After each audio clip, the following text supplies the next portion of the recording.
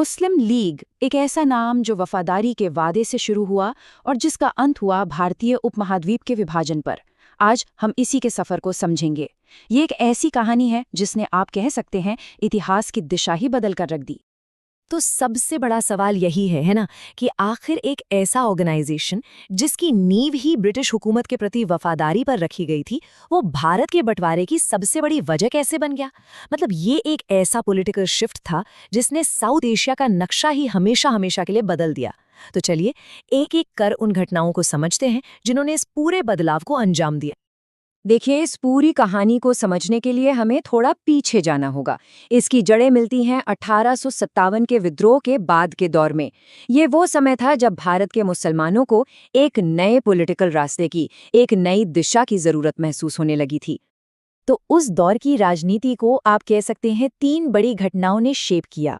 सबसे पहले तो 1857 का विद्रोह, जिसे अंग्रेजों ने मुस्लिम विद्रोह का नाम दे दिया, और इसका नतीजा ये हुआ कि समुदाय को सोशल और इकोनॉमिक तौर पर बहुत भारी नुकसान उठाना पड़ा। फिर 1875 में आया अलीगढ़ आंदोलन, जिसने कहा कि भाई राजनीति से पहले शिक्षा जरूरी है। और फिर 1885 में जब कांग्रेस बनी तो कुछ मुस्लिम नेताओं के मन में ये चिंता घर करने लगी कि एक हिंदू मेजॉरिटी पार्टी में उनका रिप्रेजेंटेशन कैसा होगा। और इसी सोच को सर सैयद अहमद खान के शब्दों में बिल्कुल साफ देखा जा सकता है। उनका मानना था कि मुसलमानों को तरक्की के लिए राजनीति की नहीं, बल्कि पहले तालीम यानी एजुकेशन की जरूरत है। और यहीं से अब देखिए मेन स्ट्रीम नेशनलिस्ट पॉलिटिक्स से एक आइडियोलॉजिकल दूरी, एक फासला बनना शुरू हो गया था। तो इसी माहौल में, इसी बैकग्राउंड में मुस्लिम लीग की फॉर्मल एस्टैब्लिशमेंट हुई। चलिए देखते हैं कि इसके शुरुआती लक्ष्य क्या थे और कैसे ये एक डेलीगेशन से एक पूरी की पूरी पॉलिटिकल पार्टी बन गई। लीग के बनने से ठीक पहले एक बहुत बड़ा टर्निंग पॉइंट आया। 1 अक्टूबर 1906 35 मुस्लिम नेताओं का एक ग्रुप, जिसे सिमला डेप्यूटेशन के नाम से जाना जाता है, वो वाइसरॉय मिंटो से मिला। और उन्होंने एक ऐसी मांग रखी जिसने भारत की राजनीति की दिशा हमेशा के लिए बदल दी। और वो मांग थी सेपरेट इलेक्टोरेट्स की, यानी अलग निर्वाचन। अब इसका मतलब क्या था? सीधा सा मतलब था कि मुस्लिम वोटर्स सिर्फ मुस्लिम उम्मीदवारों को ही वोट देंगे। और ये कॉन्सेप्ट, ये आइडिया मुस्लिम लीग की पूरी पॉलिटिकल स्ट्रैटेजी का, आप कह सकते हैं, फाउंडेशन बन गया। तो फिर 30 दिसंबर 1906 को ढाका में मुस्लिम लीग की स्थापना हो गई। इसके शुरुआती मकसद बिल्कुल साफ थे: मुसलमानों के पॉलिटिकल राइट्स को प्रोटेक्ट करना, ब्रिटिश सरकार के प्रति वफादार रहना, मॉडर्न एजुकेशन को बढ़ावा देना और अपने समुदाय के लिए अलग रिप्रेजेंटेशन हासिल करना। और सबसे इंटरेस्टिंग बात पता है क्या है? शुरू में मकसद भारत के अंदर ही सुरक्षा पाना था। भारत से अलग होने का तो कोई ख्याल ही नहीं था। अब कहानी एक नया मोड़ लेती है, मोहम्मद अली जिन्ना के आने के साथ।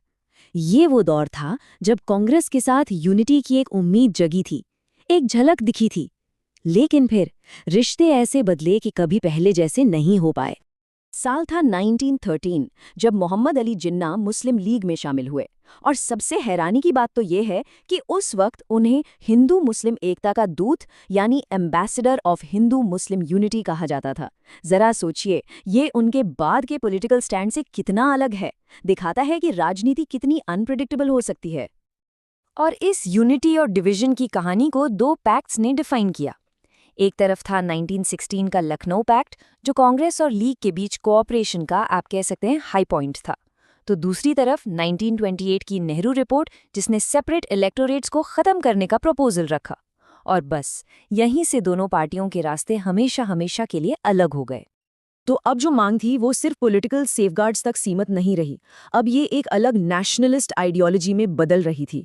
ये वो दशक था जब एक अलग वतन की, एक अलग मुल्क की वैचारिक नींव रखी जा रही थी। और इस आइडियोलॉजी को पहली बार फॉर्मल रूप से शब्द किसने दिए? मशहूर शायर और फिलोसोफर अल्लामा इकबाल ने 1930 में अपने इलाहाबाद भाषण में उन्होंने जो कहा, वो एक बहुत बड़ा आइडियोलॉजिकल टर्निंग पॉइंट था। यहीं से एक अलग राष्ट्र की कल्पना ने जन्म लिया। तो सवाल ये उठता है कि इस कल्पना से एक फॉर्मल डिमांड तक का सफर कैसे तय हुआ। देखिए, 3 बड़े स्टेप्स थे। पहला, 1937 के चुनावों में लीग की हार ने जिन्ना को ये समझा दिया कि उन्हें अपनी स्ट्रैटेजी बदलनी होगी, मुस्लिम जनता को मोबिलाइज करना होगा। दूसरा, लीग ने कांग्रेस मिनिस्ट्रीज पर भेदभाव का आरोप लगाया और खुद को मुसलमानों का इकलौता प्रोटेक्टर दिखाना शुरू कर दिया। और इन सबका नतीजा 23 मार्च 1940 लाहौर रेजोल्यूशन।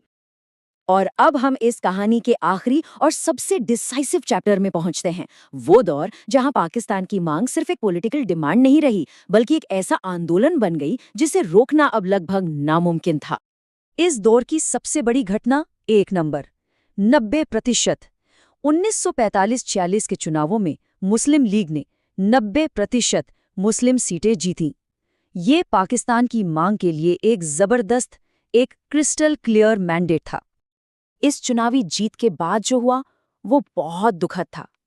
16 अगस्त 1946 को डायरेक्ट एक्शन डे का कॉल दिया गया। इसका नतीजा भयानक था। बड़े पैमाने पर हिंसा भड़की, जिसने एक यूनाइटेड इंडिया की जो भी थोड़ी बहुत उम्मीदें बची थीं उन्हें भी खत्म कर दिया, और यहीं से विभाजन एक दुखद हकीकत बन गया। इसके बाद तो घटनाएं बहुत तेजी से घटी। 1946 की चुनावी जीत ने लीग को ड्राइविंग सीट पर ला दिया। डायरेक्ट एक्शन डे की हिंसा ने पार्टीशन को जरूरी बना दिया।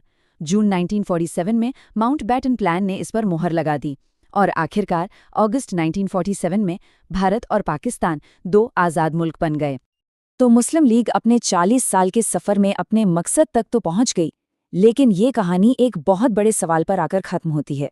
और वो सवाल ये है कि उस विभाजन की ऐतिहासिक विरासत, उसकी लेगेसी आज भी साउथ एशिया की पॉलिटिक्स को, हमारे समाज को और हमारी पहचान को किस तरह से शेप कर रही है। ये एक ऐसा सवाल है जिसका जवाब आज भी हम सब ढूंढ रहे हैं।